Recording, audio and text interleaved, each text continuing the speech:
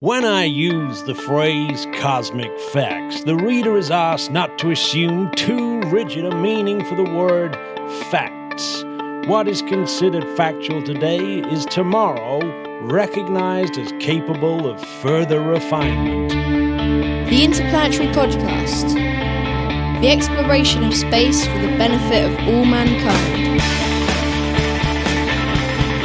Your hosts here in Devon, Matthew and George Russell. Do-do-do-do-do-do-do. Oh yeah, baby, Shapley. Nice. So yeah, this podcast is brought to you by Matthew Russell and his son, George Russell. Hello, George. Welcome to the podcast. Hello, Dad. How are you? I'm very well, thank you very much, yes. I was the same as I was this morning when we had breakfast. Yeah. Nice.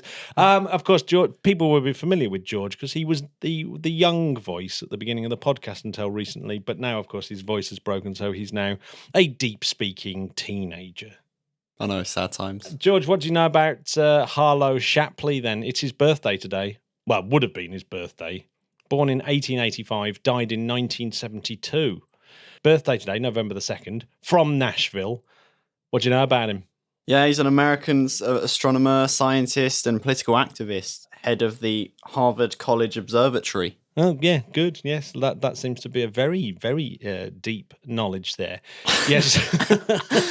So, yes, Shapley, born on a farm in Nashville, dropped out of school, went to study journalism. Isn't that weird? He went to study journalism, but they hadn't started the course when he got to the school, so he had to do something else. Didn't like the sound of archaeology because he didn't know how to pronounce it, so he chose astronomy, apparently. And yes, he managed to get to Princeton University, where he worked with none other than another Russell, Henry Norris Russell. What? Yeah. And worked on Cepheid variables. So his 1914 PhD thesis on the orbits of 90 eclipsing binaries virtually created a whole branch of astronomy. And he didn't even want to do astronomy. And he didn't even want to do astronomy. He didn't even really know what it was. He wanted to do journalism. But he had a big argument with a lot of the astronomers of the day. Were these weird nebulas, were they inside the Milky Way or outside of the Milky Way? And Hubble was saying, no, these things are outside of the Milky Way. The universe is so much bigger than we think.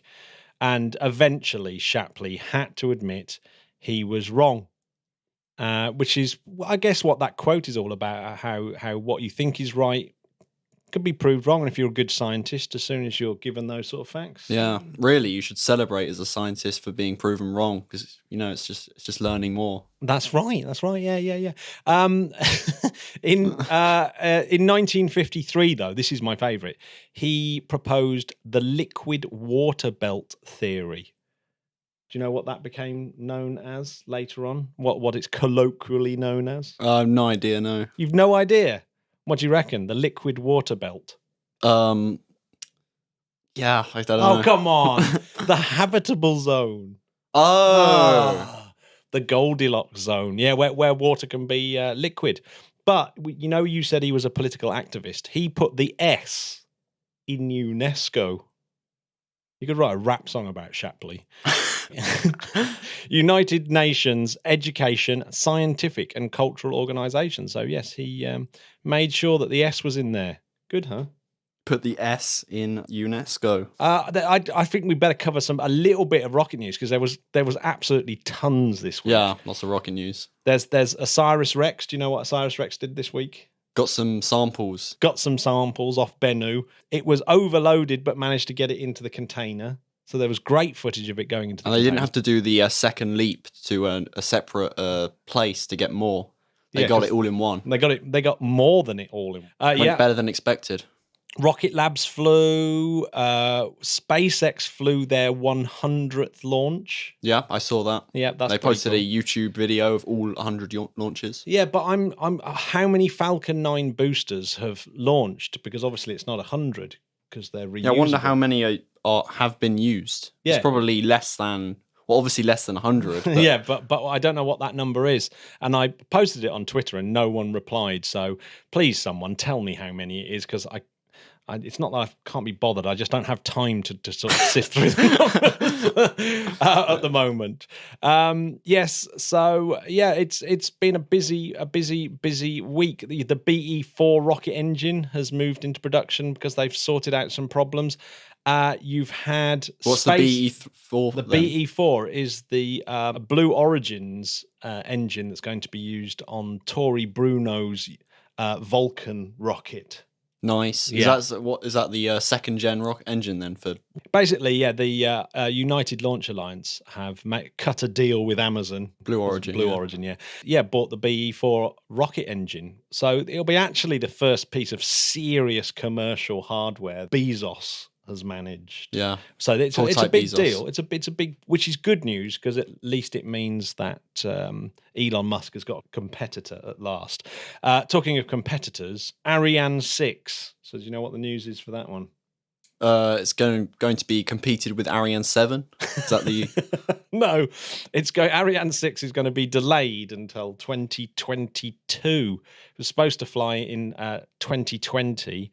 But then was delayed, and it's been delayed again because of COVID and the fact that rockets are really, really hard. No rocket. Really? Rockets have never. No rocket being developed has It's not ever brain been, surgery, though. It's not brain surgery, but nothing's ever been delivered on time. Technical difficulties. They need a few $100 million more euros to finish the thing off. So the taxpayers are going to have to put their hand in the pocket to the tune of 230 million euros. Kind of like fusion power. It's always 30 years ahead. Always a few years away. I don't think Ariane 6 is quite as bad as fusion power. You know, I think that's a little unfair. Going to Mars is a bit like fusion power, though. Going to Mars is a bit like fusion power. We were supposed to already have colonized the entire of the solar system by now. Let's not think about the dreams of the 70s and 80s. You weren't even there, man. Let's get on with the reason why George is here. Is George was desperate to do the Rocket Fallacy special. Yeah, Rocket Fallacies. Or as I like to say, the Rocket Fallacy special. What do you think? So, George, what's the first one on the list? The first one on the list is the Rocket Pendulum Fallacy. The Rocket Pendulum Fallacy. Do you know what? Until you told me about this, I hadn't really thought about it. And then when you told me about it, I thought, oh, that sounds right. So, yes. You're wrong. I know I'm wrong. And then, but it's brilliant. It's brilliant. So Robert Goddard, who essentially is the granddaddy of rockets. He invented liquid fuel rockets. He's the first inventor of the liquid fuel rocket. Yeah, he's von Braun, Sergei Korolov's, Vikram Sarabhan, Konstantin Tsiolkovsky's kind of contemporary. Yeah.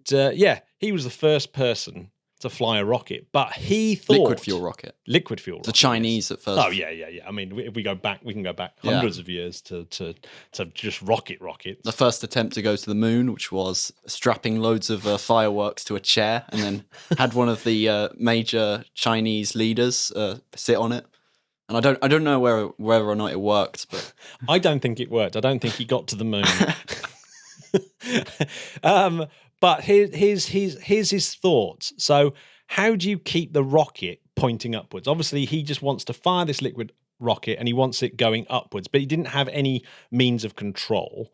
So in Goddard's head, he thought that the weight of gravity would pull a dangling rocket below it to act like a pendulum. So if you put the rocket at the top... The engine at the top. If you put the rocket engine at the top, and had the fuel tanks dangling underneath, it would act like a pendulum. So the moment it sort of swung one way, the weight of the fuel tank would pull it back in a straight line, which kind of, in your head, is really intuitive, isn't it? Because in your head, you're thinking of actual pendulums that are attached to something. Yeah. That always swing down. In fact, I noticed, you know that YouTuber that you watch who's building himself an Iron Man suit? Yeah, he also made the fallacy. He keeps making it. He keeps accidentally making and the he's same fallacy, on it even though people keep pointing it out. Yeah, the Hacksmith Make It Real Iron Man. He wants to have the engines at the top of the body because he thinks it will think it will out of control. But you know, if you've ever stood up before, you know that you can support your body by having something on the bottom that supports the thing it. that accelerating you hit it at your feet. Because the floor is accelerating.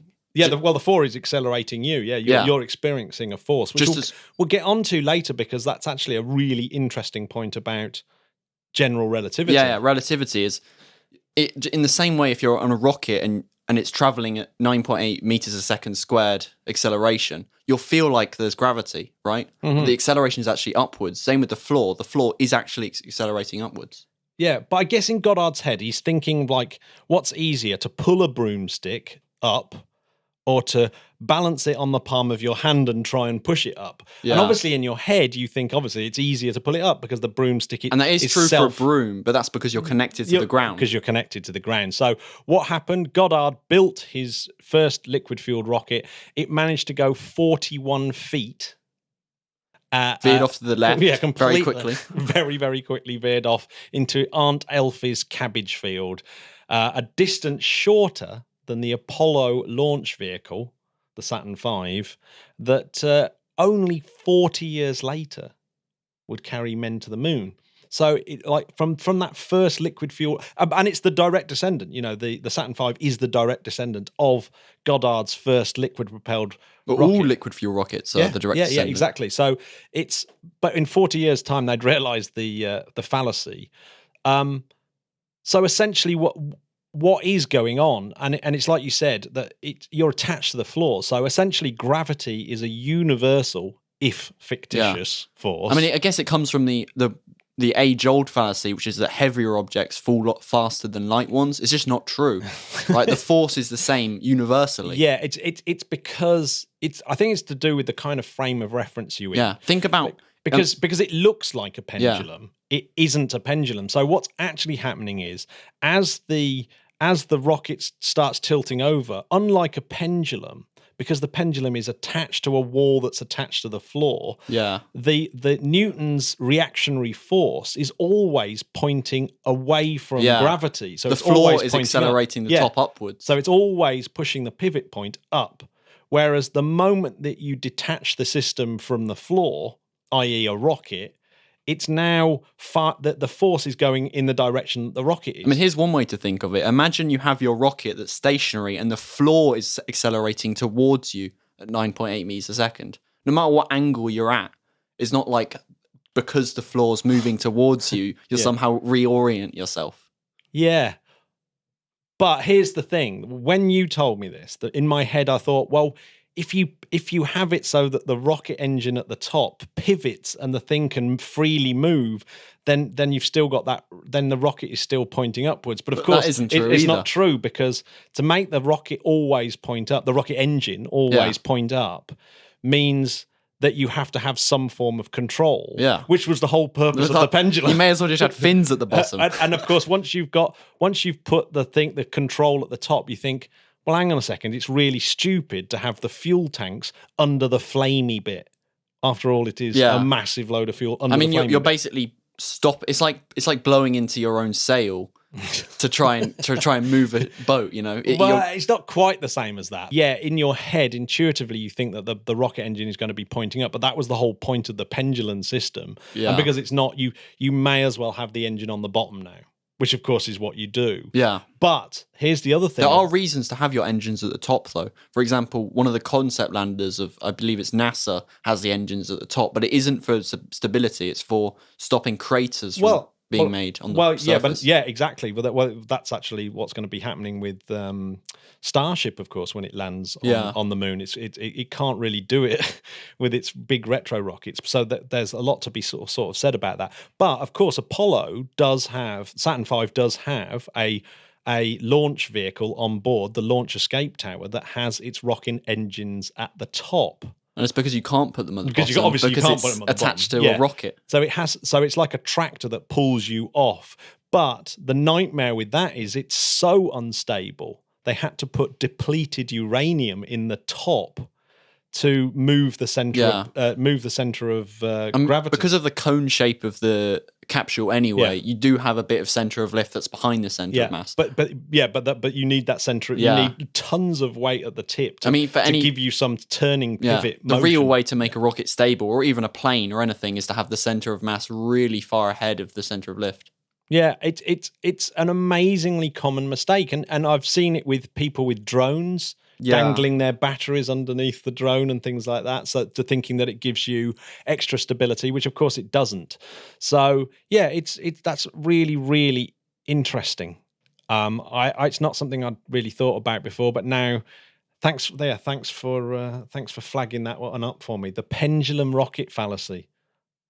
Genius. Well done, George. Right, what's the next one? What's the next one on So imagine you're in Earth orbit, and you want to go to Earth. Which way do you point? Most people would say, well, obviously you just point towards the Earth and then turn on your engine. But that isn't true. In fact, that often will make you go higher at certain points in your orbit. Yeah, this one is brilliant. And I think the really good example is, if you're on the International Space Station and you fire a rocket at Earth, what happens? And it's really weird. Yeah, past a certain threshold, before a certain threshold, the other side of your orbit actually goes higher because you're still in orbit. It's just you've also added a slight acceleration as well. In fact, all you've actually done is made your orbit more elliptical. Yeah. Because yes, you're firing down, but once that firing's over, that velocity in orbit, because you're no longer rotating, because actually what's interesting is the International Space Station is slowly rotating so that it's always in the right orientation with the Earth. So the bottom's always pointing at the Earth, like the cupola is always pointing down, so you can see. You want to get that view. You know? But to do that, obviously, it has to rotate ever so slowly because as it goes round. But when you fire something off, is that with reaction wheels or RCS? I don't know. I don't know. Because you must have a hellas, lots of. Well, I guess but I guess it's just once it starts rotating. That is true. It does have persistent rotation. Yeah, persistent rotation. Yeah. So I don't know what causes the rotation. Which you need a mod to enable that in Kerbal Space Program. Oh, there we go. But yes, if you think about the rocket that's just blasted off from the International Space Station, because it's now in orbit, but itself hasn't picked up the rotation of the International Space Station. That downward, what was a downward velocity, by the time it's gone round a quarter of an orbit, is now a velocity that's making it go higher. And so by the time it comes round half an orbit, it's gone a lot higher than it was before. And it's gone in front of you. So it's actually half an orbit as well. Yeah, so half an orbit. So by the time the International Space Station has done a half orbit, if the Soyuz capsule had just blasted down, it would now be in front of it and much higher than it by the time you've got round. Of course, to the this is past a certain threshold. Imagine you had like a really fast engine, like a warp drive or something. Oh yeah, you could get down. You could get down. I mean, this is the least efficient way of doing it. If you were blasting your rocket engine continuously and you were continually pointing your nose at the Earth, it would be a good way of getting in. However, it's wildly inefficient. Not good, just quick. No, quick, but wildly inefficient. Yeah, and the most efficient way. And really dangerous, because presumably you then have to slow down that velocity. I mean, your re-entry speed would be ridiculous. Well, your re-entry speed directly down would be ridiculous. Yeah, but actually your re-entry speed... the sideways would stay the same because you're pointed down. Yeah, it'd be a disaster. It's just a total disaster. You need mostly a blazer. So how do you do it? You're supposed to point retrograde, as any Kerbal Space Program what player. Does retrograde mean? First? Retrograde is just the opposite direction to the direction that you're moving, which is prograde, of course. Okay, yeah. And so you blast your engines in retrograde. So this is where they got it right on The Expanse, isn't it?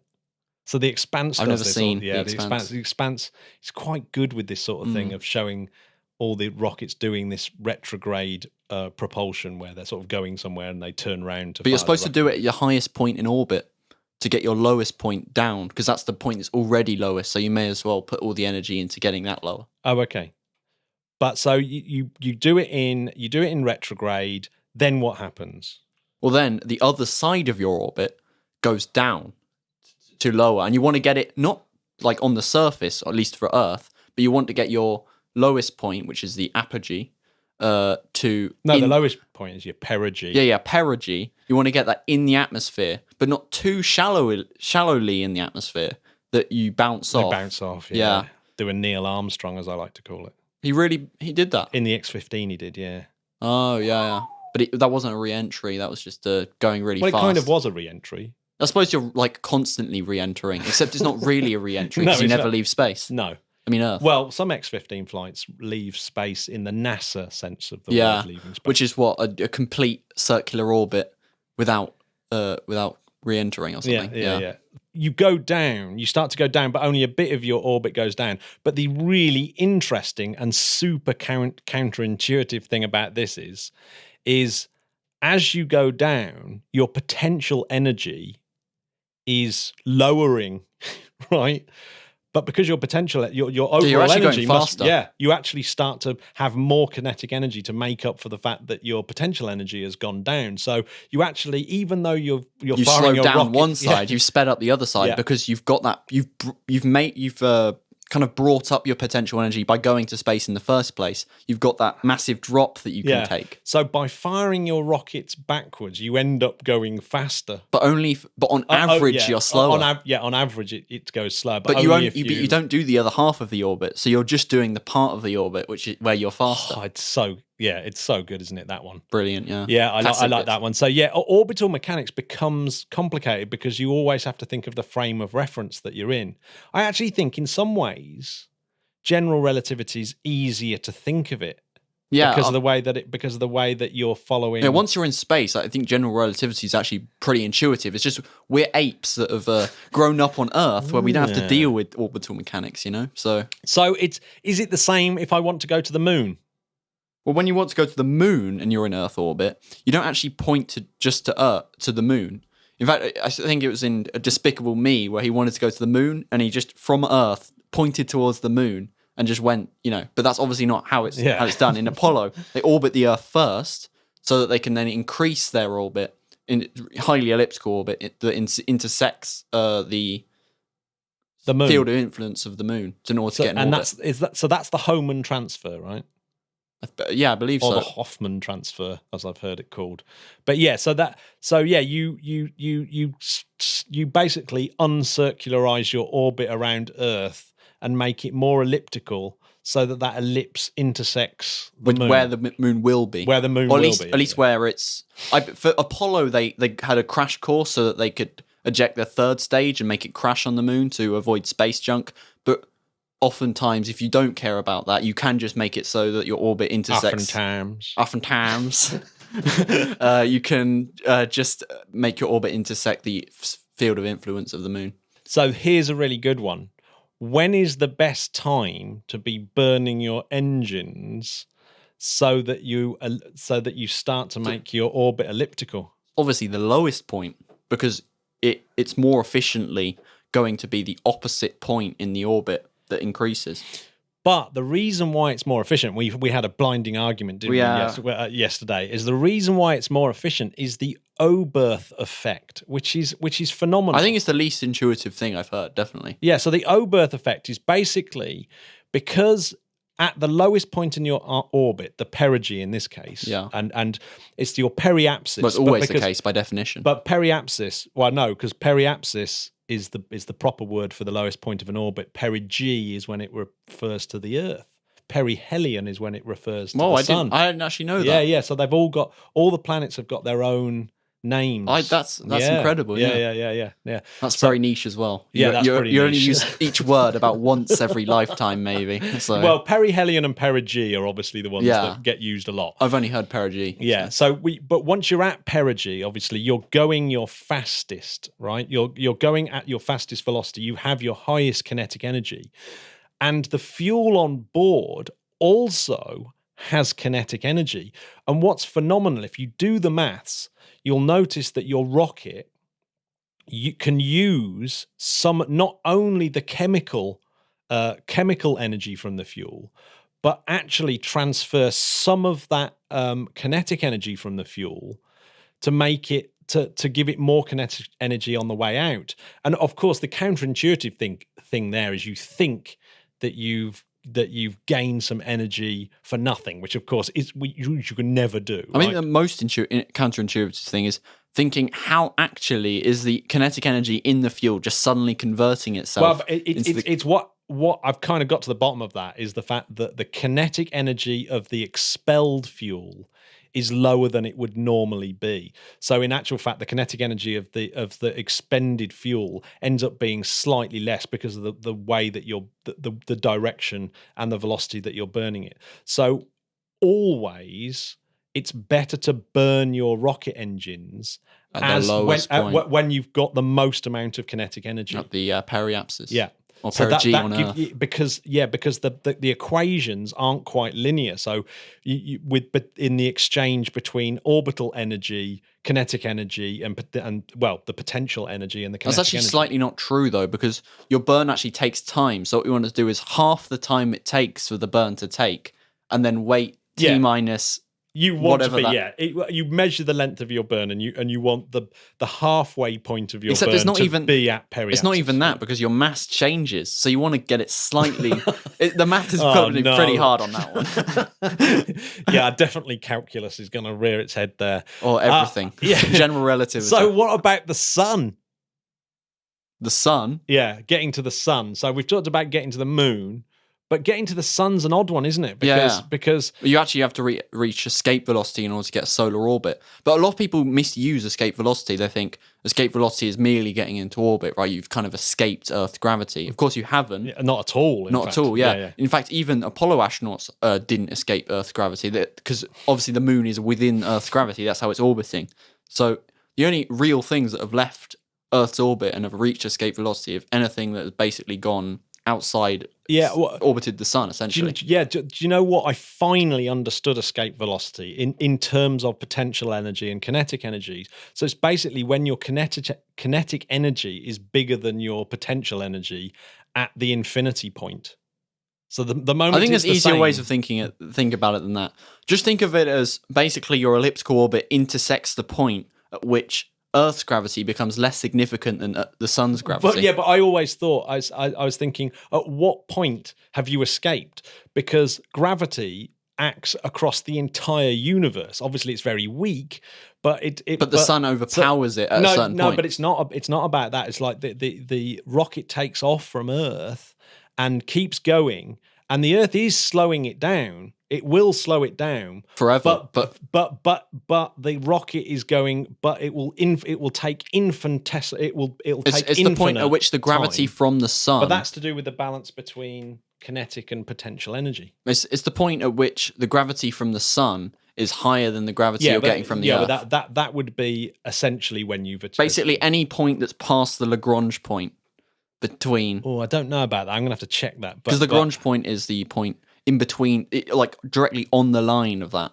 Yeah, it's kind of I like to think of the Lagrange point as there's two dips in two gravity wells, and the Lagrange point is the kind of just at the top of the mountain before you go back down again. And you can just about balance there, but of course, the moment you fall over down one side, you start flicking away, depending on which Lagrange. But those Lagrange points are quite easy to understand. It's the ones that on the opposite side are harder to kind of get your head around. Yeah, but the also how you keep a satellite in a Lagrange point is pretty hard as well, because if you move even a centimeter one way, you've got going to the sun. You can do it by getting into an Earth orbit, and because you're in orbit around the sun anyway, because you're on Earth. You just need to escape Earth's gravity. If you fire your rockets retrograde, this makes but if you do it retrograde, it makes the orbit more elliptical. You burn prograde in order to get out of Earth's orbit. Oh, okay. Retrograde will just, as we've discussed earlier, will just make you go back to Earth. You want to go retrograde to the perigee.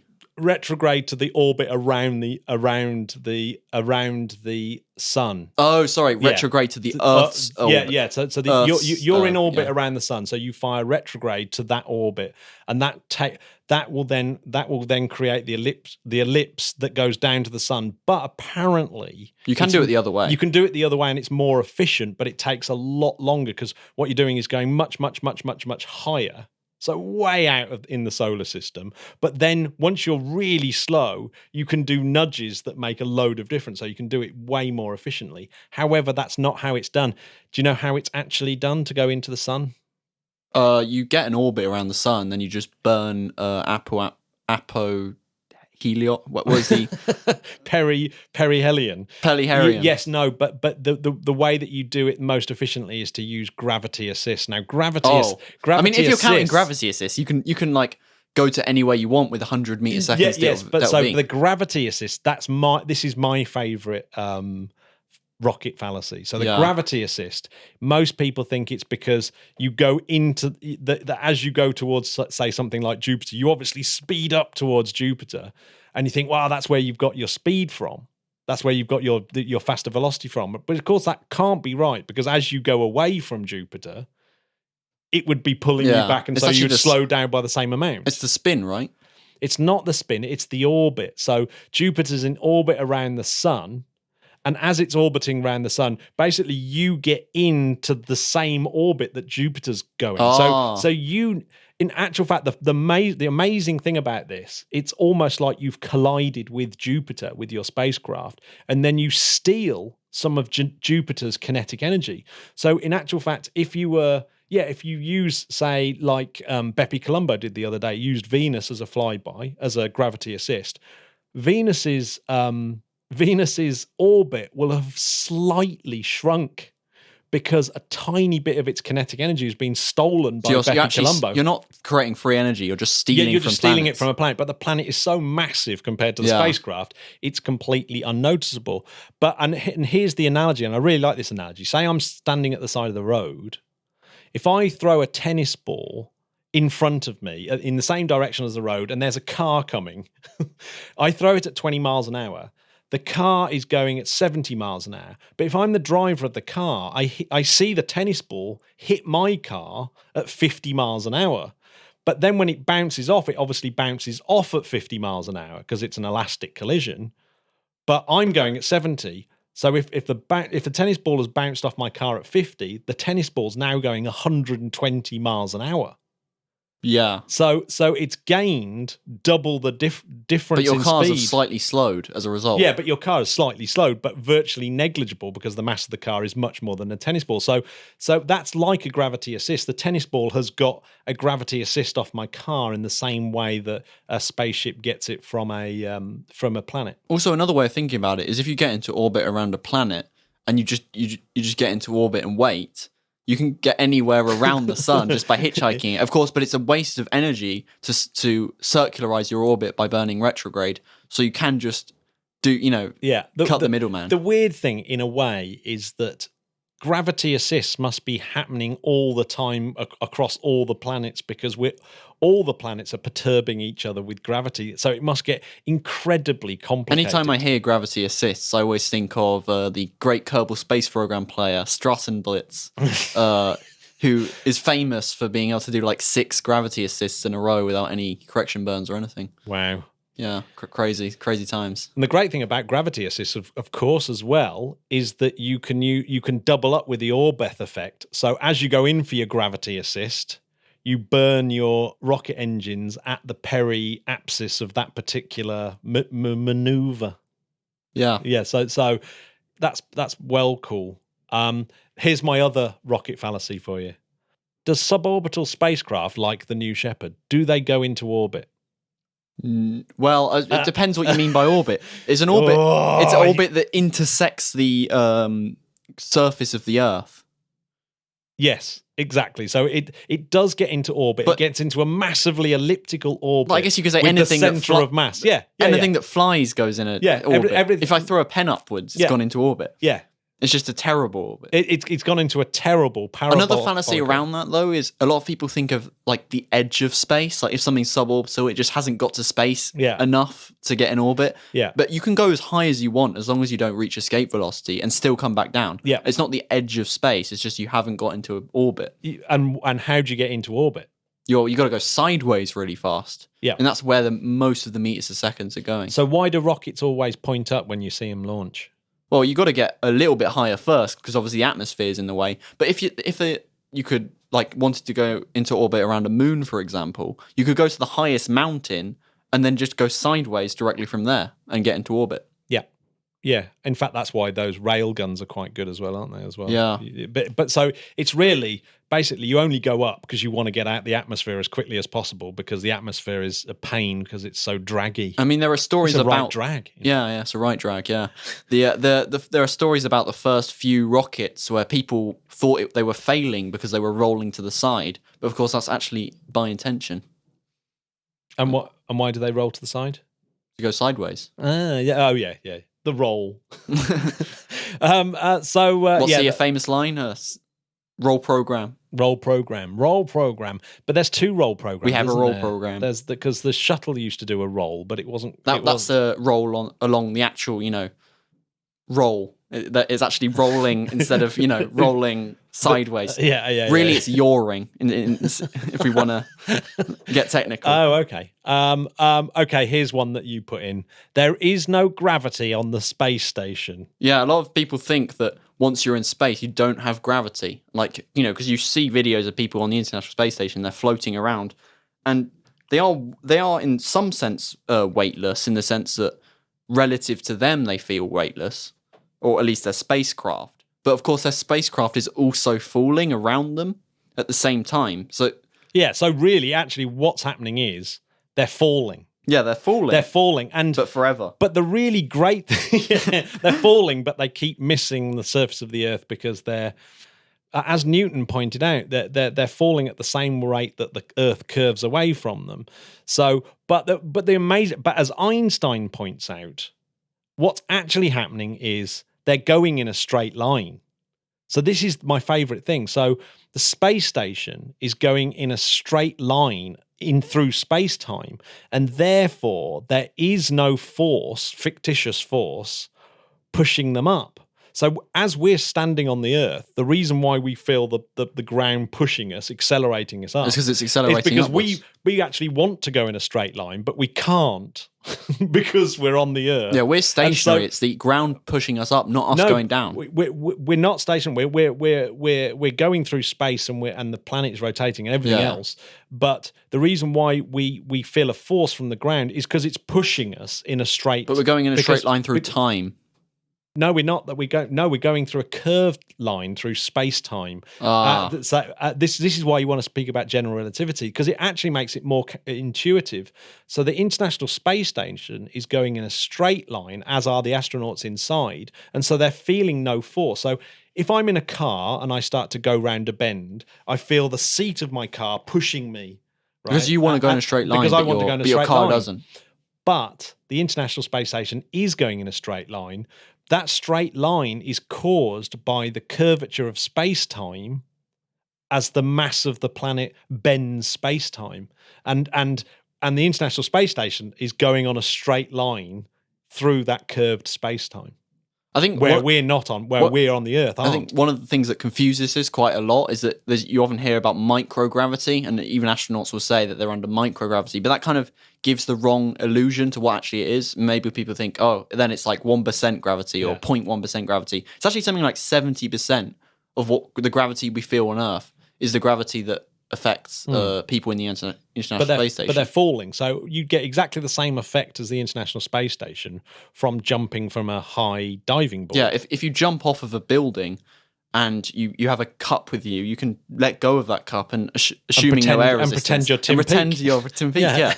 That's probably how they faked it, Yeah. They just chucked loads of astronauts off a building. Okay, here's a couple of quick ones, right? And I love these ones. Do things move slowly in low gravity like they do in the films? No. I mean, they do fall slowly if you drop them, at least, for certain heights. But let's say, for example, you fire an arrow out of a bow, for example.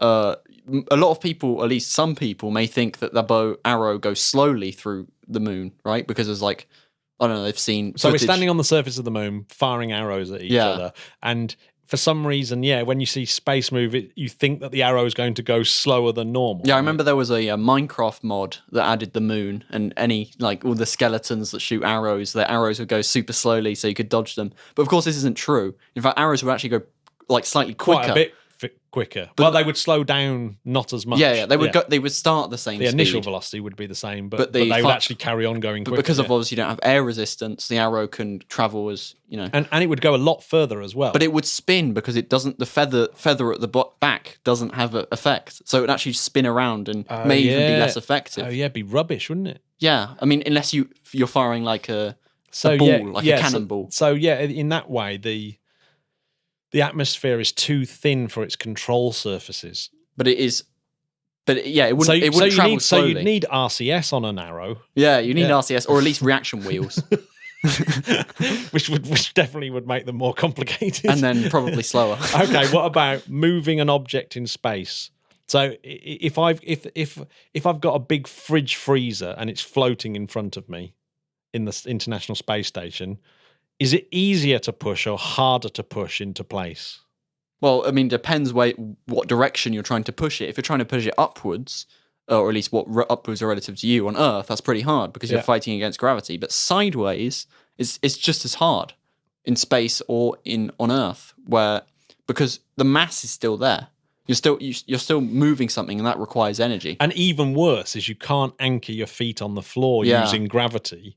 So when you push something, you push yourself away. And so so much of spacewalking must feel really counterintuitive because you're trying to push things that are just as hard to push, yet you can't really anchor yourself down on anything or use friction and all those kind of things. So everything just becomes should have used bizarre. the Canadarm. Yeah. So use the Canadarm. Yeah, there we go. That's why they added it. Right. That's it. Have you got any other fallacies, George? Fallacies that I forgot to mention? There's the space fallacy that space isn't cool, and it's just not true. It's not. It's not cool. Yeah. Okay. What is it then? Cool. Oh, it's cool. That's why the fallacy is okay. Yeah. It's cool. Surely it's really. I find space. It doesn't have temperature because temperature is the average movement of atoms. Yeah, but if there's no atoms in it, it doesn't have temperature. Yeah, I always think about that. About you can stick your hand in an oven, and as long as you don't touch the metal bits, you don't really feel as much heat as you do as when you touch the metal bits. Because of conduction. So if there's no atmosphere, then you don't feel the burn, do you? Yeah, I mean there's air, but like if you had a vacuum, well, that's what I'm saying. Yeah, but in an oven, you've got a bit of air to you still have radiation though. You radiate. Yeah, heat. So if you put your hand under the grill, it's a different story. Or in the flame. But does that count as heat then? I guess. I mean, well, yes, it's heat, just but it's not temperature. There's nothing conducting it to you, which is one of the things about why it's so hard for satellites to control their temperature and things like that. Yeah, I suppose one space fallacy is that if you're in space, you have to warm yourself up because there's nothing to heat you up. But actually, in actual fact, the main concern is to cool yourself down. That's why they have the massive radiators on the International Space Station too. Yeah, and it's hard to do. I'm going to play an interview now. Nice. Yes, and actually, who's that with? With Bianca Cefalo. Who's that? An Italian rocket scientist, space advocate, and consultant, and public speaker. And we had a very, very rambling conversation. So I'm going to stick it on now. Stick it. Ekute. The Interplanetary podcast, putting the ace back into space. So, right, I'm here, joined on the podcast by Bianca Cefalo. Welcome to the podcast. Thank you, Matt, for the invitation. It's been a long time we wanted to speak together, so I'm so glad we're doing this. Yeah, no, absolutely. It's a real pleasure to have you on the podcast because I know you've got a really exciting background, quite a different background. So I think that's probably the best place to start. If you can tell us your journey, because you're a very well established space engineer, a rocket scientist, let's say, and it's really interesting to see how people get there. So yeah, if you could tell us a little bit about your journey, that'd be fantastic. So what I usually say is that, and it may sound weird, but I always say I'm an accidental rocket scientist, which is funny because nobody will ever say, "Oh, I fell into rocket science by accident." But this is what kind of happened to me. So my story starts in Naples, in the south of Italy, because I'm Italian. You may probably tell from my accent, but I was only a child, and no one in my family was an engineer or had anything to do with space or with science. But my dad had a garage. He's still working with spare parts. So let's say the automotive side of it. And since I was a child, I just loved the fact of, seeing him so knowledgeable about every single part of a car, from a Ferrari to the more, the Fiat, any kind of cars, he would know anything. And I was so fascinated by his knowledge and how he had fun. But most of all, seeing a car and then one day, and then the day after, it was completely dismantled. And how all the pieces would come together to make it work, for me was kind of magic. So this is where I started kind of developing an interest for the technology. I didn't know there was a science behind. I didn't know anything when I was a child. I just knew that I liked it, and I wanted to have fun when I was, growing older, as much as my dad was doing. So this is where it started with cars, and then being in Italy, obviously, Formula One was our Sunday ritual. During the Sunday lunch with the family, you sit down and you watch Ferrari. At the time, there was Schumacher. That was obviously, the hero, the iconic pilots of Ferrari in Formula One. And so all these different elements came together. And this is where I started really understanding where I wanted to work in the future, or what I wanted to do. Still, it wasn't very clear to me, because from one hand, I loved the technology. I loved the Formula One. I probably wanted to be one of those racetrack engineers. At the same time, though, I loved art a lot. I loved everything that was artistic, that was philosophical, historical, whatever. So on the other hand, I also wanted to be a painter, a bit like Van Gogh. Yeah. But clearly, I wasn't going to without the ear chopping off, presumably. Yeah, exactly. I didn't want to get into that troubled kind of mind. So, but I loved a lot that kind of expression. I was studying again the Italian arts, and I loved Caravaggio. One of the things that I loved a lot when I was studying, besides mathematics and physics, that was kind of giving me the ground for how the technology of cars was working together, was when I was studying Caravaggio. One of the stories that really hit me was that when he was very young, and he was an apprentice of one of those artists in the Renaissance, and they used to give them canvas, let's say, with frames, and the apprentice was just meant to paint within the frame that he was given. And what he would do was exactly the opposite. He would always go beyond the frame. It would never paint, in those lines that were given to him. And the explanation for him was that art and expression has no boundaries. I love that. And I just loved the story. And it was so applicable, really philosophically, to many things, and especially to technology, and then especially to how we as humanity do things, how we integrate creativity into anything that we do, either as an engineer or anything else. So I love the two things. Plus, my mom is a makeup artist. So I would just see the makeover that she would do were amazing. All the colors and all. There was a lot of days together. And still, I didn't know how to put them, how to merge these two interests that I had. Until a point where, still watching Formula One, I was watching the pre-development of a car, and there was a lot about aerodynamics and wind tunnels. And when you make simulations about aerodynamics and fluid dynamics, it's colorful. So you were giving color, and you were giving life to something that is all around us, but we actually don't see it. And when I saw that, I said, that's it. This is what I have to do. This is how I can merge colorful beauty and, giving life to something that we don't see, to the technological edge of a car. So I said, okay, I want to learn aerodynamics and fluid dynamics. What do I do? Where do I go? I literally went on my university website, Federico II in Naples. I started to go through all the different engineering, mechanical, whatever. And then I found out that the only option I had was aerospace engineering. So I said, okay, I'm just going to go for it. And this is how I started moving into rocket science.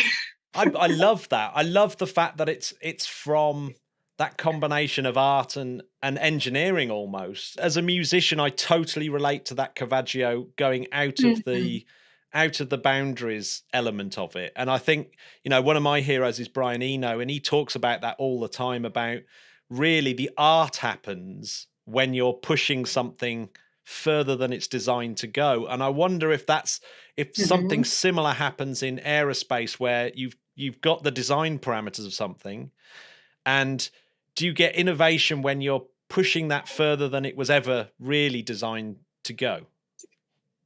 Yeah, actually, this is then the second step into my journey to space. Because as I was saying, so my mind was fixated, obsessed by the fact that I wanted to work on aerodynamics for cars.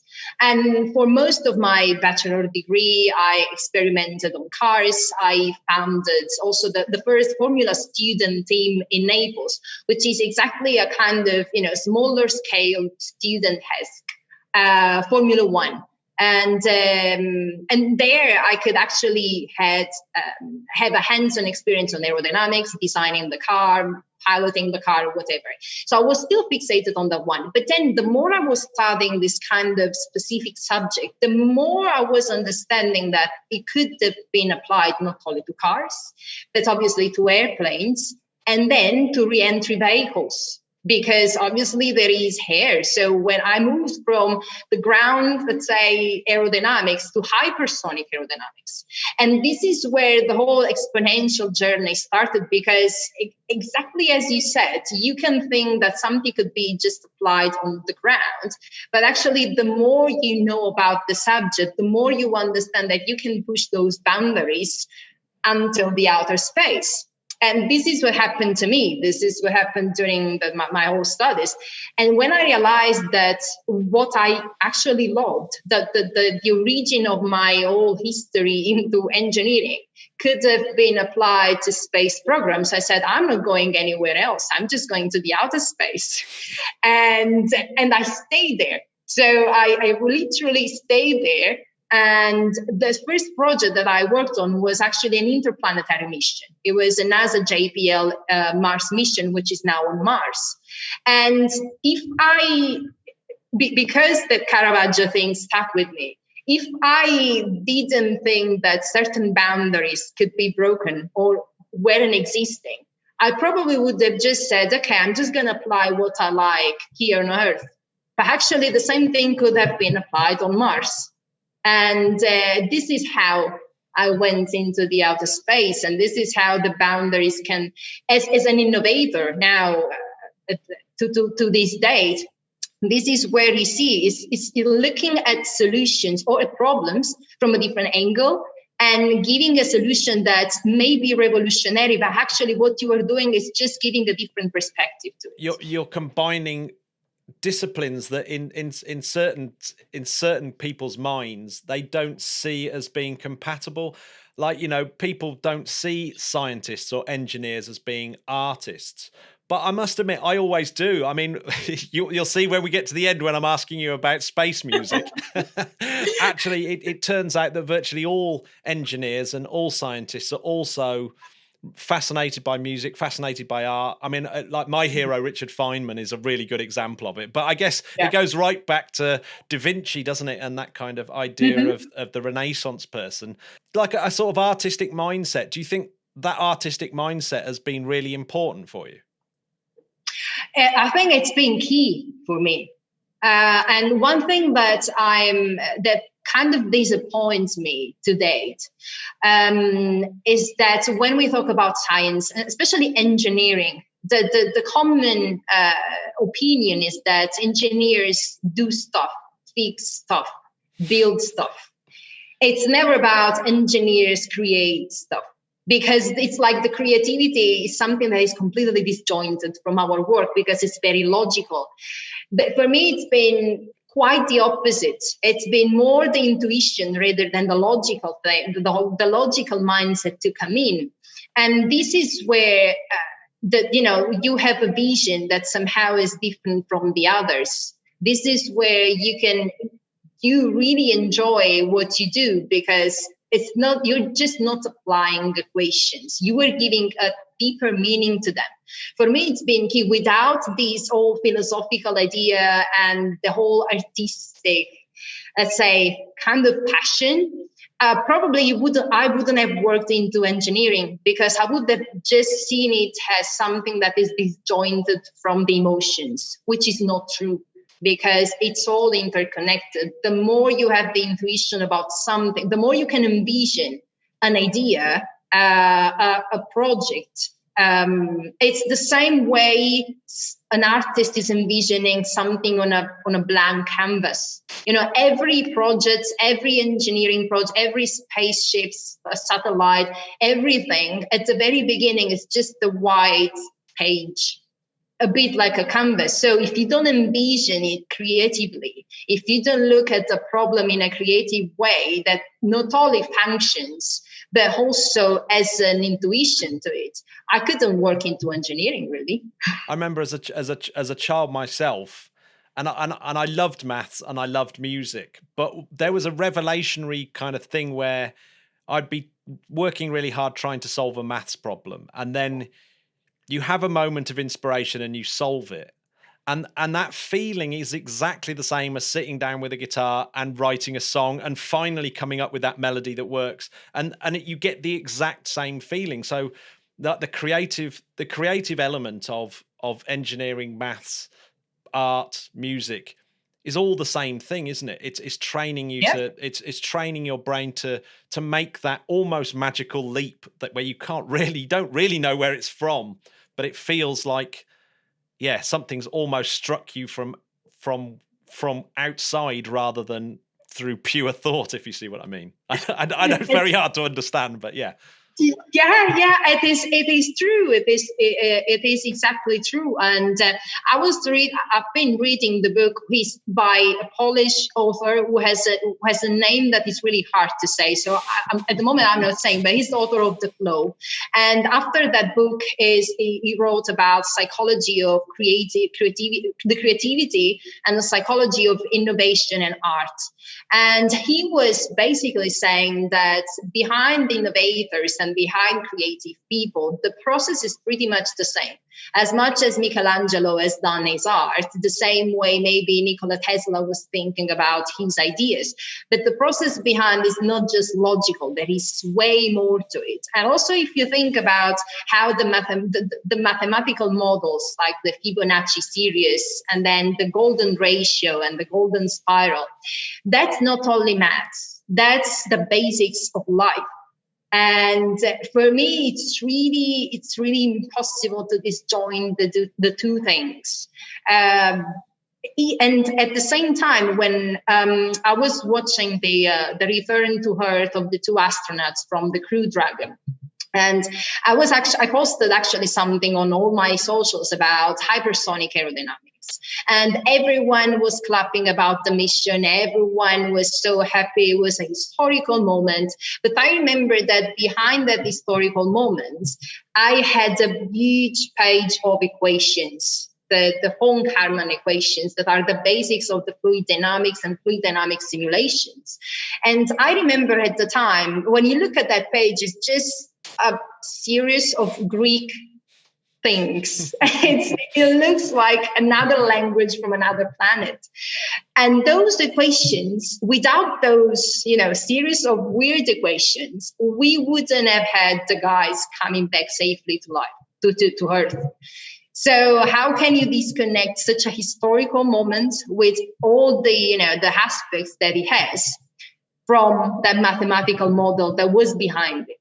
So this is how you see the bigger picture. This is how I see it, at least. Yeah, that's a beautiful thought, isn't it? If you took went from that capsule entering and the fluid dynamics and then the maths, and then go back even further, who came up with all those little bits of the maths and the differentials and everything else, and keep going back and back and back, and you go, yeah, they're standing on the shoulders of hundreds of moments of creative genius to get there, isn't it? Really, amazing. Amazing thought. Yeah, I'm almost gonna have to sit here in silence just for a bit while I soak that one in. So you've got you've got into space, and you're designing spacecraft, presumably, in the way, and looking at fluid dynamics and things like that. So have you since kind of fallen in love with the kind of space project, let's call it, in terms of beyond the engineering and beyond the maths and beyond the just the pure majesty of that, the kind of project of humans exploring the cosmos and our destiny there, or our place in the cosmos? Yeah, it goes obviously beyond the fact that I love, my job and the engineering per se. It's that things that everybody who works, I think every human has a contribution to the evolution, irrespective of what they do. So starting from this point. But talking about engineering and science, which have been, let's say, underrated for a long time, you give it for granted. Everything that we have now, the fact that we are in 2 different countries at the moment and we are having these products, the fact that everybody who works from home, we take it for granted. But what I always say, if we didn't have telecommunication spacecraft, meaning if we didn't have space technology and space engineers and anyone that was contributing to it, this would have never been possible, not even feasible. And this is what makes me so excited about the space technology and what I do, is that we are actually shaping humanity in a way that wasn't possible probably 50, 100 years ago. And the more we are moving towards the technology innovation and advancement, the more the gap that we had as humans from rural areas, urban areas, countries, the more we go on, the less we have these boundaries, these barriers are all knocked out. And this is what really makes me wake up every morning happy for what I do, and happy and glad that so many other amazing women and men are doing the same, because that small contribution that we think it doesn't make any difference is actually changing the humanity. It's changing the way we look at hurt. It's contributing to it in a way that wasn't possible, and it's giving the possibility to humanity and the humankind to be an evolutionary species beyond Earth. We could possibly live in maybe in the next 100, maybe in the next 2-3 centuries, we could be having interplanetary passports, for instance. And now we are just thinking about passports from one country to the other one, or different continents. Yeah. Next time, probably the next generations, our grandchildren will have a passport to Mars.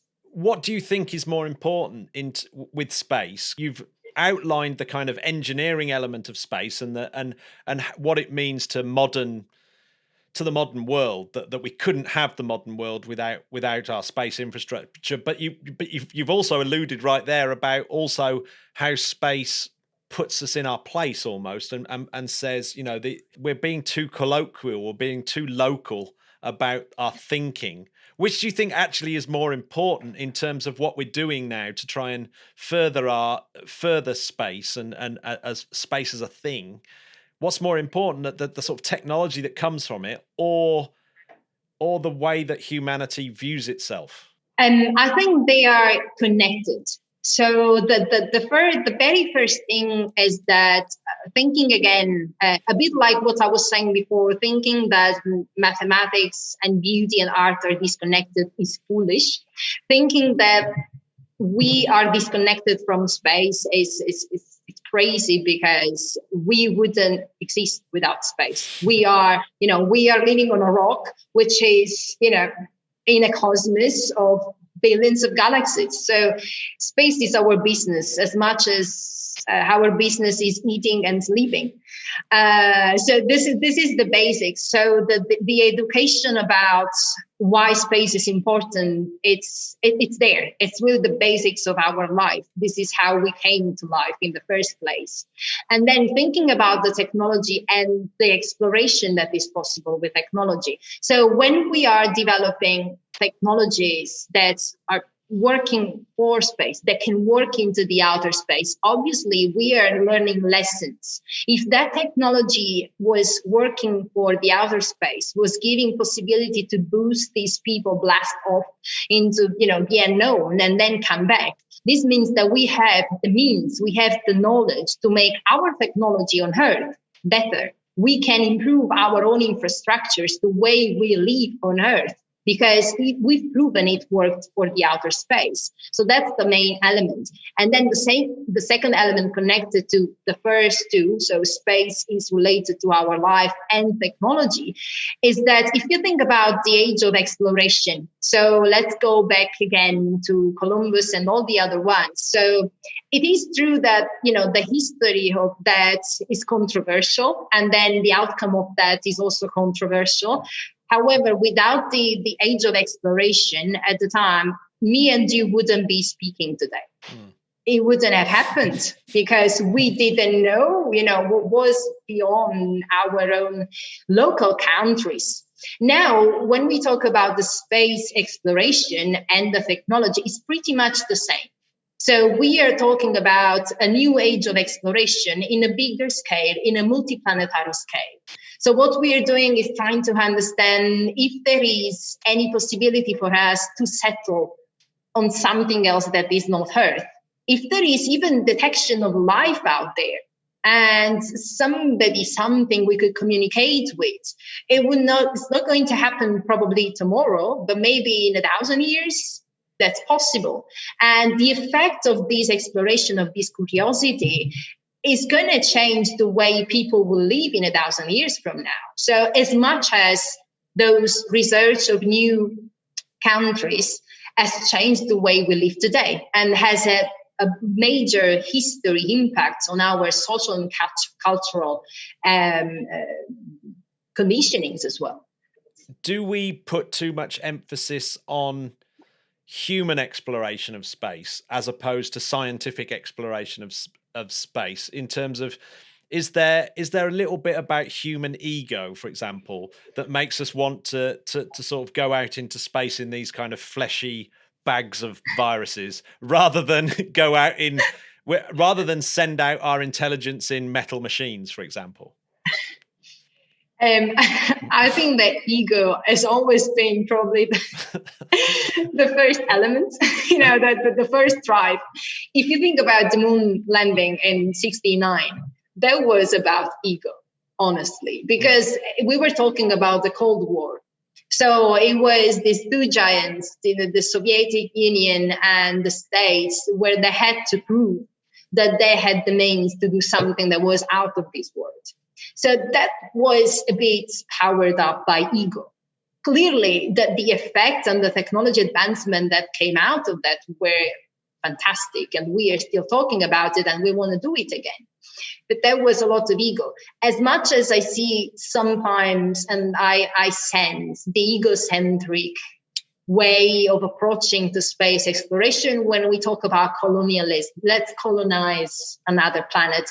And I did post something very recently on my socials, and I was attacked from here and there because I said, if we are still talking about colonizing another planet, it means that we actually didn't learn what colonialism has done to us in our history. So why don't we just talk about settlements? Why don't we just talk about, for the sake of the argument, learning how to settle humanity and technology or whatever resources on another planet, rather than just talking about this very self-centered way of capitalize, colonize, taking stuff from another place for our own good. Of course, we are all going to benefit out of the space exploration, financially, socially, culturally, whatever. It's an outcome. It's a byproduct of what we do. But if that's the main reason that is driving us to do that, I think it's wrong. Yeah. I personally think it's wrong. Yeah, it's funny. I don't think you're alone in thinking it's wrong, because it's like any sci-fi that's ever written tends to really show that as a bad thing, doesn't it? From Star Trek to The Expanse to all those kind of things that are popular with the public and the imagination of people, which actually brings me round to a theme that I know that you think about a lot, and that's bringing, because one of the things I suppose that when people say let's go colonize Mars or something like that is from an inheritance of the people that are involved in an industry, or the people involved in the narrative, telling the narrative, have inherited the language, and it comes from a sort of very narrow cultural perspective. So how do we broaden that? Because it's clearly a better thing, isn't it, to have more voices sending us in different directions, because we know that from science. We know from science that at the moment, like all the great discoveries in science that are happening now are from huge international collaboration, from the Chinese working with the Americans, working with the British, working with the Australians, working with the Italians, but the Indians. Everyone has to get involved in these huge scientific undertakings. And presumably this. So how do we encourage that to happen more, and how do we get that to work properly? Yeah, and so it is true. And I always say that space and science in general is the most international playground for all of us. Because since I started working on space projects, I really had a team where nobody was missing. That there were people from Iran, from Russia, from India, from Europe, from any part of Europe, from the States. And there wasn't a difference there. It was just a team working together for the same goal that was bigger than ourselves. And in the moment, there is a thinking behind. So in the moment we are contributing to a project, thinking that there is a bigger goal or a bigger purpose that we are serving, this is very much an individual mindset. So if I'm working on something because I'm serving a bigger purpose, I don't care who is around. Anybody could be around. I don't see the difference. That is, I don't see how you look or what you say or where you are coming from or how you speak, because we are all together for a bigger purpose. And this is what, this kind of consciousness that should come around with science and engineering. But that's probably a broader aspect to explore. But at the same time, the design of let's talk about design of astronaut capsules and everything. I had lots of conversation with friends who are space architects, for example, and they are working a lot into the diversity. And when for diversity, we just not talk about gender, but also disability, inabilities, hyperabilities.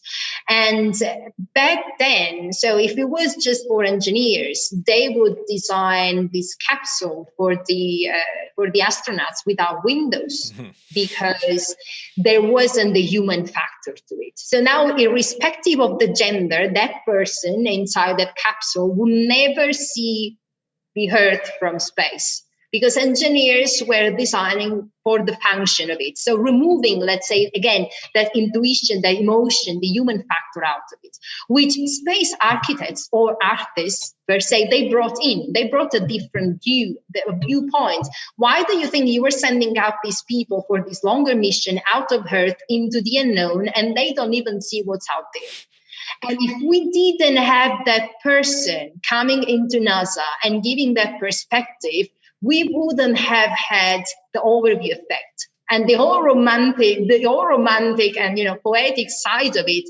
No one would have ever seen the Earth from the outer space, and no one would have ever understood how small our petty arguments are when you are out there and you see the Earth as just one thing. So that's a major shift into perspective. And this was just because one single person was working with engineers, and it was coming from a different background that was not engineering. And now, when we come to the modern days, it's the same for any kind of genders. For women coming in and saying, so far you've just designed for astronauts that were male.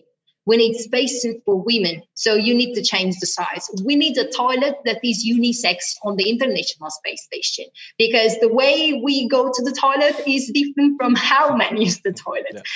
And this small change is that small intervention of another perspective is changing massively the way we look at the design and the project itself.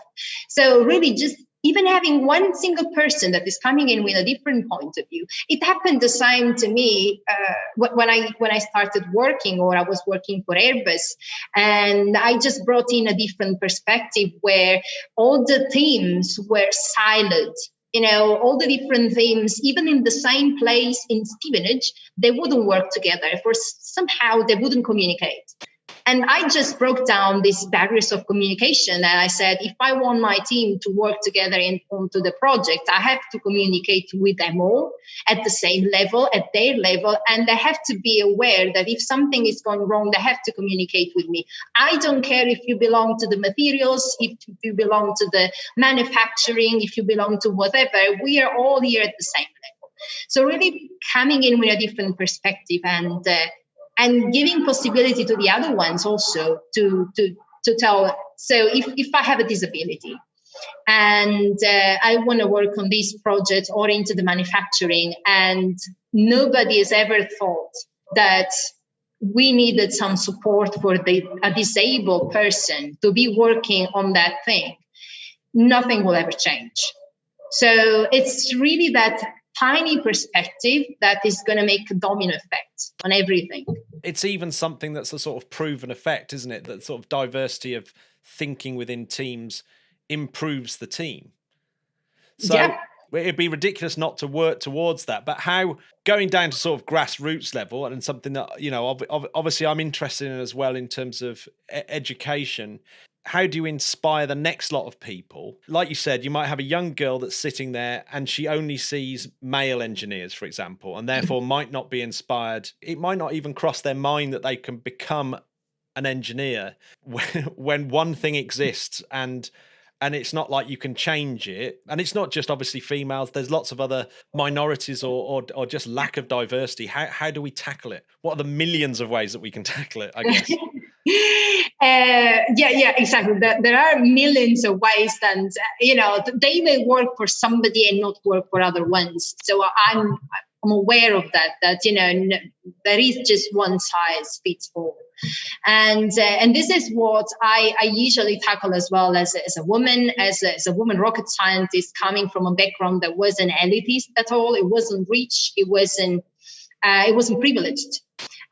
Because this is another thing. So we should be just having, like what we are doing now, having a very candid conversation about the fact that whatever you want to achieve, and if we are talking about space, of course, is a complex industry. There is a lot of competition, and it's not just from one day to another that you work into the space industry. But this is for everything in life. Everything you want to achieve, it just doesn't happen from one day to another one. And there will be lots of obstacles, socially, culturally, financially. What I love is what I love to say to the girls, that obviously when they talk to me and they see me, when I'm a STEM ambassador, so I go to school in the UK. And when the girls, especially girls' school, when they know that a rocket scientist is coming in, none of them thinks that's me. So when I go into the room and then they are asking around their teacher, so where is the rocket scientist? It's crazy, but it doesn't surprise me, because the visibility of all the women and other genders that are doing the job of the usual male, I would say the usual male, doesn't sound correct, but the male dominance of this industry, probably they are not very visible. And they are not very visible because not all of the women or non-binary or any other genders out there giving a great contribution to science and engineering, they are able to come to be out there, to speak up, because there is the judgment. Because we are still holding on to stereotypes. I am myself being attacked many times because I use the socials a lot, like Instagram, Facebook, any other socials, because this is how you get to the younger generations. If you're giving them something that they can latch on, as much as they can latch on an artist, a musician, or an actress, if you give them a model that works for them, is very relatable, and at the same time is talking about something that is fascinating, you are attracting them. Because let's be honest, and this is not only for girls, it's also for boys. The new generations are way smarter than we were. They have way more things that we didn't have probably before, and they lose interest. So they need to be very, very attached to a model that is relatable. They need to understand that there is a purpose in what they are doing, not just because they have to pay their bills. They need to understand what's the lifestyle that they can have, how they can live their social life, and so on and so forth. And this has to be communicated, not only because we are engineers and this is what we do, but there is a whole 360 degrees of a life of a scientist, and this has to be visible. So I am attacked many times because I use the socials in a way that I think it's relatable to my audience. And this could be different from an audience of another science communicator. But the fact that I am a woman coming from the South, and also being a woman that doesn't really fit into the stereotype of the engineer or the rocket scientist, it's a way that I have to communicate. So I'm attacked because I use pictures of me being attractive and I speak about science. And I'm still attacked today where I shouldn't post a certain picture or a certain thing, or I shouldn't say that thing that is very confrontational, because that has nothing to do with science. Actually, it has everything to do with science. And this is why many other minorities don't want to come on and don't want to speak out, because you are judging them for the way they look, the way they speak, maybe their accent, or the problems and the issues that they are bringing out of their background, of their childhood, of their whatever. And so I think there is a lack of authenticity and this judgmental way of looking at people that communicate about science in a way that is different. And this is what is beating lots of people to come in, because then otherwise they feel judged. They feel like they have to fit in. They feel like they can't be really loud or speaking their voice, or they have to, if you were a woman, you have to cover up that feminine side of you, because that's disrespectful to science. Yeah, when you were speaking that, it just sounds to me like the people that whinge are joyless somehow. It's somehow like, can't we just be a little bit less serious about it and actually say, as a human being, we should be enjoying life, and enjoying your subject is what's going to make you good at it. Exactly. And this is what I've heard as a feedback from many girls and boys, exactly when I go into schools, where, being a STEM ambassador, of course, anybody could be a STEM ambassador from any kind of age, any kind of background. But most of those were telling me, we were enjoying those sessions because anybody would come in, possibly they had the age of our parents or our grandparents even. They would just shuffle around the cards of, this is where I work, this is how you can apply, this is what I do, this is my 9 to 5 kind of thing. And they said, we were bored. Like, that was boring. We didn't see anything that, was attracting to us. Then they said, when you came in, and first of all, we didn't expect you, because who the hell expects you to be a rocket scientist? And then we realized that, you have a sense of passion. You travel, you tell stories, you do things that are beyond the just coming in and saying to us, oh, you can apply this and become an engineer and work 9 to 5. And the rest of your life is over. And that's really what is missing. It's truly the playful side of it, which we all have. And I'm not saying that, girls or boys necessarily have to come into science, because I understand that's just not for everybody. But the ones that do want to come into science, they have to understand that there are people out there, any kind of people, that are actually enjoying what they do. They love speaking about what they do. And they could be doing exactly the same. Doesn't mean that their life is over and they will just have one single job for the rest of their life. There is a bigger purpose to it. And this is what sometimes lacks. There is this dull, atmosphere around the science, which is very wrong, by the way, because science is beautiful. Anytime I talk about engineering, even now, I love talking about engineering, because for me, it's not a job, it's not a label, it's an entity that exists and allows us to make big changes for humanity. This is what needs to be communicated, rather than just saying, apply there, study for the rest of your life, and then have that job. Not everybody also fits into a corporate job. You can just be an entrepreneur and have a path that is completely uncommon to anybody else and still doing science. This is another aspect that is not very told. When you have someone boring come in, what they'll normally say is, as an engineer, you need to do this. You need to learn this equation here. You need to learn a Fourier transform. It's like, that's boring, but you could tell me some really exciting stuff that would make me go, do you know what? I'm willing to go through the tedious learning the things that I'm going to have to learn, because the subject itself is so exciting. I've just had a conversation this morning with with an author of a book on neutron stars, and just like how amazing are neutron stars, and you think, well, how could you not want to become an astrophysicist after learning about neutron stars? Yeah, it's exactly that. And again, we are stuck. Also, when you read all the statistics about the gender gap, and it's there, it's obviously there, and we have a long way to go.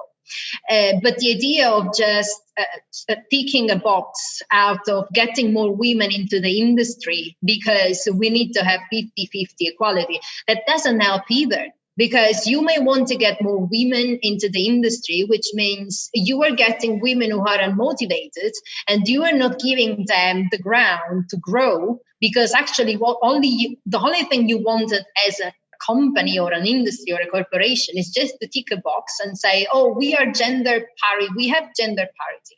And that's very wrong, because then you get them in and you actually don't have a culture into that company, that an environment that is allowing them to grow in a way that is different from, men or any other gender.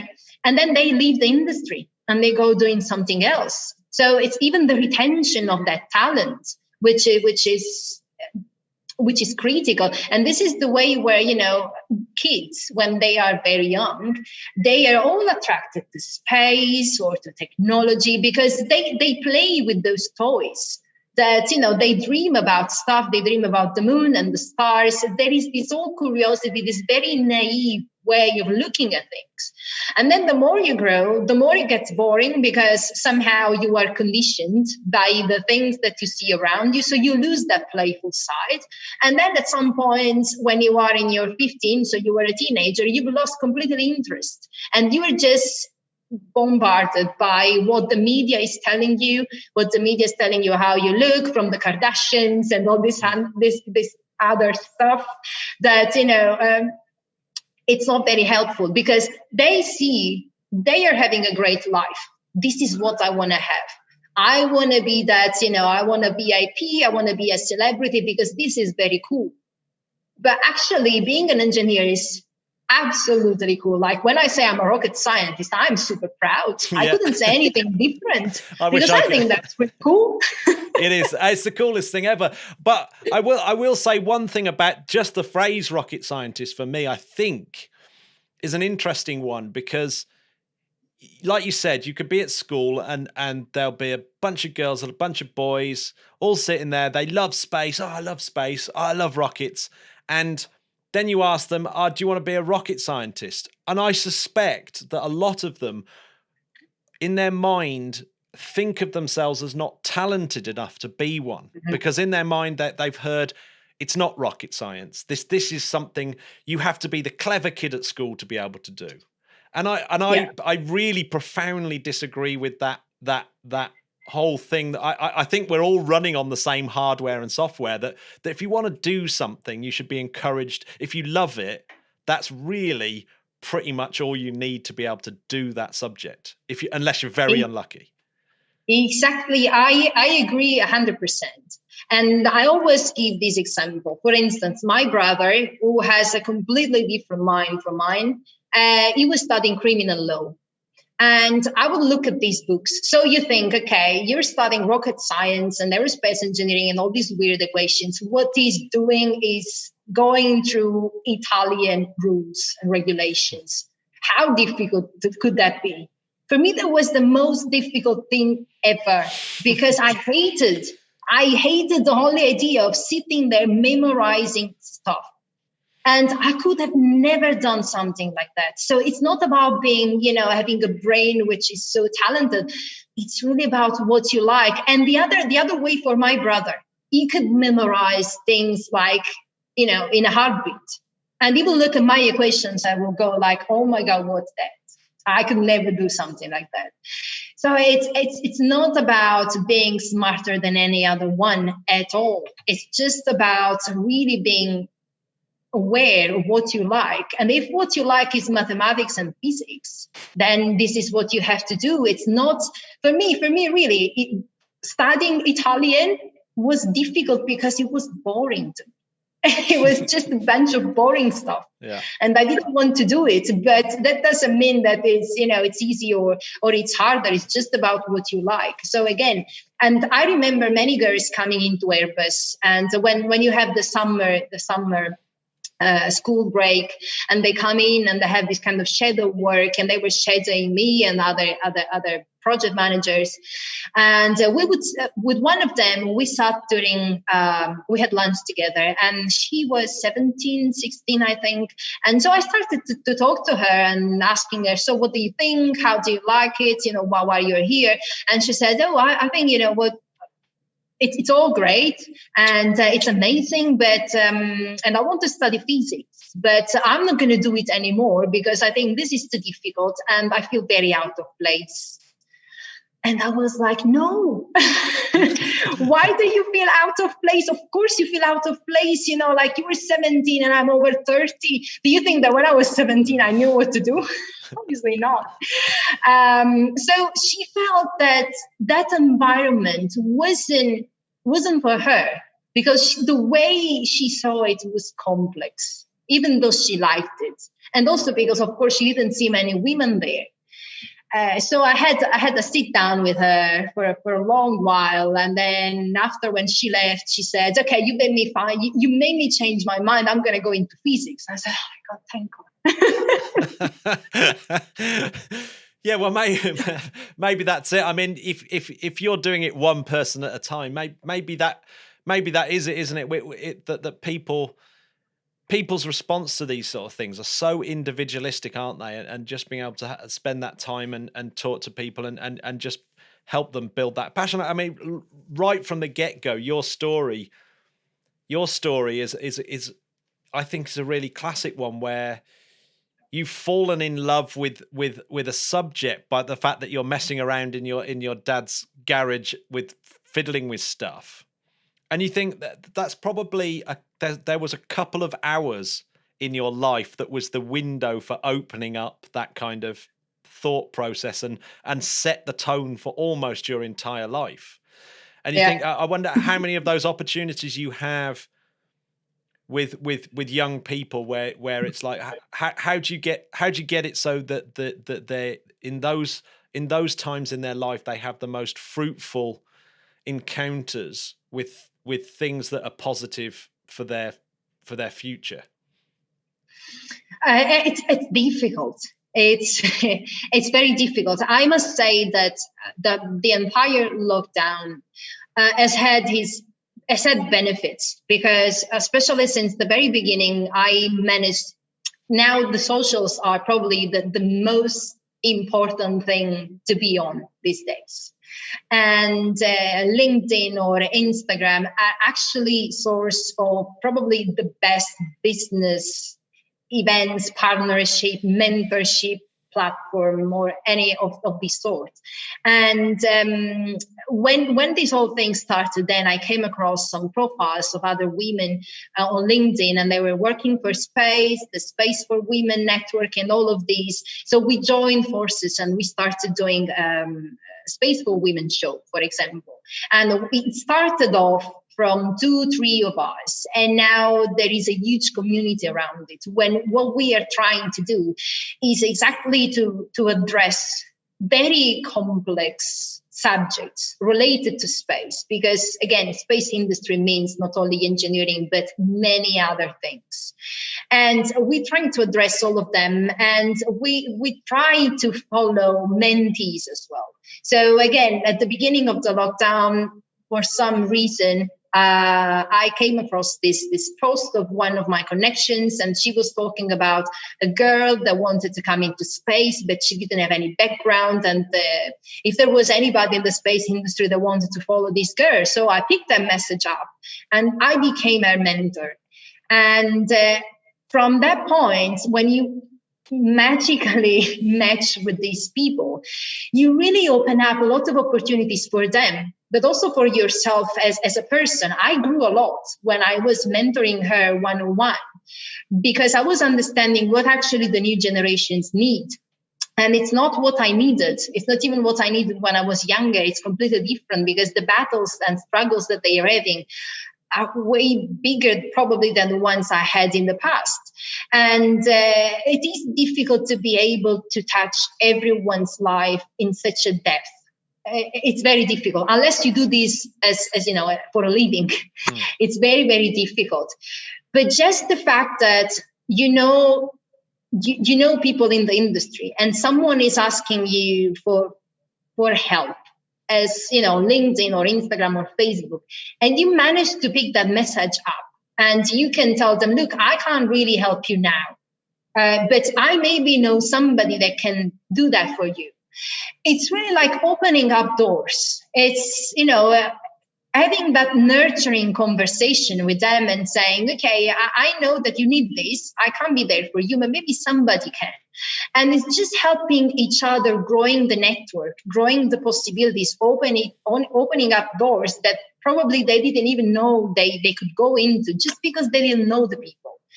This is how, at least from my side, and how it's, you know, the group of women and men that I know, this is how we are helping each other again in the network. And we are also trying to help girls and boys to come into this network and go out there and have fun. You know, you want to do this. Okay, fine. I'm going to connect you with that person, and that person is going to connect you with the other person. And this is how they grow in, and also how they keep engaged, because they think, okay, so I want to have this project, or I want to learn about this, and people are actually responsive. So I'm actually into this. So I'm having a hands-on experience. So they feel involved. And you don't have to follow even them anymore, because they're like, okay, I know what to do. And if I don't know, I'll just go back to that person and ask a question.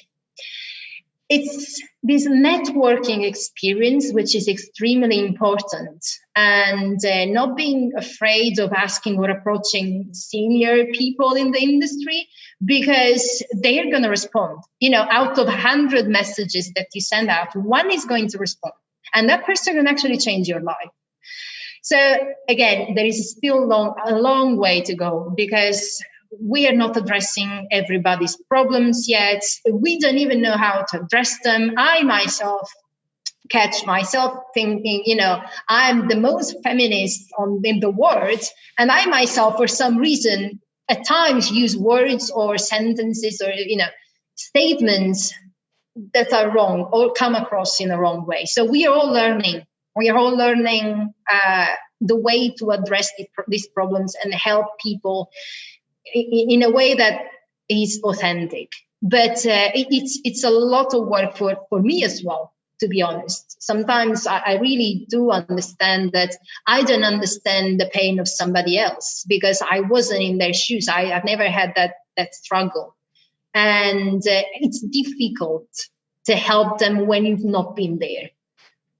Yeah, do you know what? That's really nice to hear a a positive social media story. I mean, on the whole, I think that social media has been, for recently I'm very down on it because it's been so corrosive in society and the way that society's gone. But that I love that aspect of using social media to mentor people that you don't even know and getting something out of it. I mean, as a lecturer, I can say that, after doing 25 years in the music industry, that my best moments have actually been helping young people get into the industry and feeling a part of their journey and actually being able to help. And you learn a lot about yourself, and you actually learn a lot about your subject while doing it as well. So which I love. Yeah, I that's a really. Do you know what? I might actually. I'm going to start looking into that social media mentoring thing myself. I think that sounds really amazing. I think that's a really cool place. It is. Yeah, it is. In the moment you start, so before actually becoming or being seen as a science communicator, because it's not really a label that you put on yourself. You just start speaking about a subject and you realize you are a communicator about that subject. So this is how it happened to me with space. Before doing that, obviously, we all have Facebook or Instagram for our own personal stories. And I wasn't really into that. I dropped out of Facebook. I never used Instagram because I thought, why should I post my personal stuff for no reason? That it doesn't have a purpose. It doesn't really serve anybody. And then when I realized, okay, I can use them not only to connect with people that are on my same, frequency, and I can have an honest conversation about the subject and grow my own business bubble, but I can use my own story to teach something, to give a lesson. And so my whole mindset as well switched from the moment of seeing social medias as, oh, look at that person, look at that beautiful holiday, look at that beautiful couple, and all these sorts of things, to where I'm using it to express what I think, how I feel, and also giving a kind of snapshot of my own life and of what I came across and how I overcome certain problems. And this is where everything changed, because this is where people started to come, being responsive and engaging with that social media post, for example, because they resonated to that message. And this is where the social media is coming in a very, very useful, because you can then communicate with one just video or one show or one thing that I do, one talk. I may be able to answer questions coming from hundreds of people. And they can all find value in what I say or not. It really depends. But I can reach out to so many more people that I could possibly do if I wasn't using properly the social channels. I'm going to ask you a couple of frivolous questions now to wrap this up, because we've talked for a long time. I've loved it. We always ask these two questions. One is, have you got someone that you would bring back from the past that is a hero of yours, just so that they could see what you were doing, or what's happening in space or anything? Who would you bring back from the past? I will bring back, that Mr. Caravaggio that was, that really inspired me.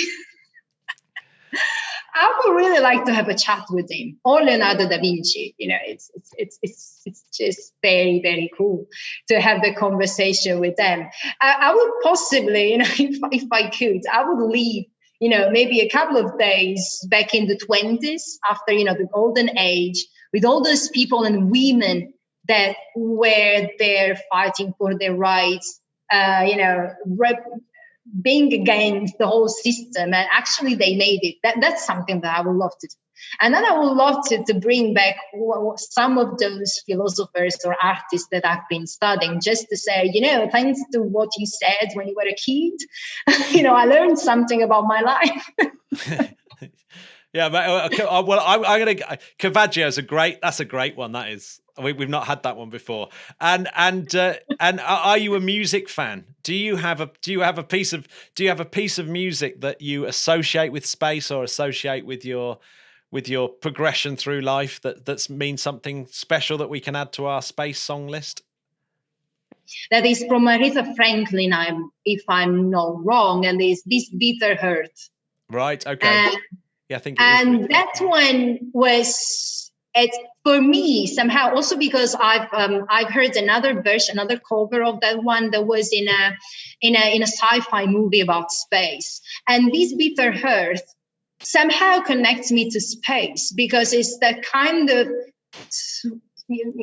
sweet and bittersweet way of relating to Earth, and a way to find solutions to Earth that may mean probably we have to look somewhere else.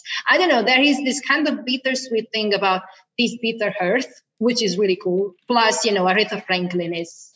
Well, how can you not like her? no, Aretha Franklin is, that's almost as good as it could possibly get. Yeah. Absolutely.